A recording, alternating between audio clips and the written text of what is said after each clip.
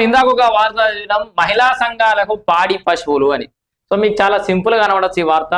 అన్ని వార్తల కంటే కూడా చాలా నార్మల్ వార్త లాగానే మనం కొట్టి పారేస్తుండొచ్చు. కానీ మన డే టు డే లైఫ్ లో చాలా ఎఫెక్ట్ చూపించే వార్త ఇది. సీరియస్ గా మీరు ఈ వార్త అయిపోయేదాకా చూడండి. పొద్దుగా లేస్తే మనం పాలతోటి మొదలు పెడతాం, ఛాయ్ తోటి మొదలు పెడతాం. మరి ఈ పాలన ఎక్కడి నుంచి వస్తున్నాయి? మన రాష్ట్రంలో ఎన్ని పాలు ఉత్పత్తి అవుతున్నాయి? తాగేటోళ్ళం ఎంతమంది ఉన్నాయి? ఎన్ని లక్షల లీటర్ తాగుతున్నాం? సో రాష్ట్ర ప్రభుత్వం చేస్తుంది ఏంది? విజయ డైరీ చేస్తుంది ఏంది? లేకపోతే ప్రభుత్వాలు ఎక్కడ నిర్లక్ష్యం వహిస్తున్నాయి?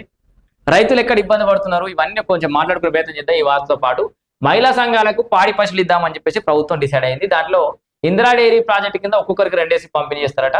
70% ఏమో సబ్సిడీ, 30% ఏమో బ్యాంక్ రుణం కింద అందజేస్తారట. మరి ఇక్కడ ఒక అనుమానం ఉంది అంటుండు. విజయ డైరీకి పాలు పోసినటువంటి అనుభవం ఉంది, పాలు తీసుకొని విజయ డైరీకి పాలు పంపించినటువంటి అనుభవం ఉంది. ఇప్పుడు స్వతహాగా మిల్క్ డైరీ మెయింటైన్ చేస్తున్నటువంటి పాల ఈ వ్యాపారం మీద అనుభవం ఉన్నటువంటి వ్యాపారస్తుడు వరద రాజేష్ మనతో పాటు ఉన్నాడు. Young entrepreneur Rajesh. సో మహిళా సంఘాలకు పాడి పశువులు ఈ కాన్సెప్ట్ గురించి కొంచెం చెప్పాలంటే ఏం చెప్తారు? అసలు ఇది ప్రభుత్వాన్ని డైరీ ఏదైతే విజయ డైరీ మేనేజ్మెంట్ మేనేజ్మెంట్ మోసం చేస్తుందా, ప్రభుత్వమే విజయ డైరీని మోసం చేస్తుందా? ఇది ఎట్టకేలకు ఇది చాలా హాస్యాస్పదమైనటువంటి విషయం ఇది. ఎందుకంటే ప్రజెంట్ విజయ డైరీ సిచ్యువేషన్ ఏంటంటే, ఒక రోజు ఇక్కడ మనం పేపర్ లో చూస్తున్నాం స్పష్టంగా ఈ పాలకు సంబంధించి ఇంతకు ముందు ఇక్కడ ఒక పాయింట్ ఉంది.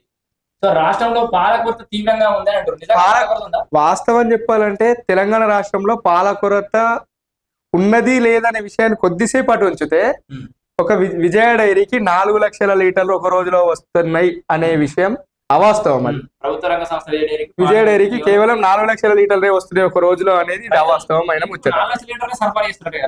ఇది తప్పుడు సమాచారం. ఇదంతా ఈ పేపర్ వాళ్ళకి ఎవరైతే ఇచ్చారో ఇది 100% తప్పుడు సమాచారం. ఇది ఇంకొకటి ఏంటంటే, ఒకవేళ 4 లక్షల లీటర్లే కనుక తెలంగాణ రైతులు పోస్తే 26 లక్షల లీటర్లు బయట రాష్ట్రాలకి వెళ్ళి కొనుగోలు చేస్తే, మరి 4 లక్షల లీటర్లకి 15 రోజుల బిల్లు ఎందుకు వేస్తలేదు?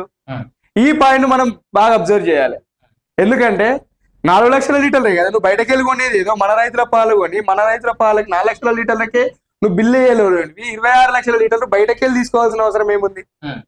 ఏమన్నా అంటే విజయ డైరీ మేనేజ్మెంట్ ని బిల్లులు ఎందుకు వస్తలేవు అని చెప్పి క్వశ్చన్ చేస్తే, ఇప్పుడు ప్రజెంట్ జనవరి 26 2వ తేదీ జనవరి 26. అట్లాంటిది ఇప్పుడు తెలంగాణ రాష్ట్రంలో విజయ డైరీకి పాలు వస్తున్న రైతులకు ఏ బిల్లు వచ్చిందో ఒక్కసారి ఆలోచించారు.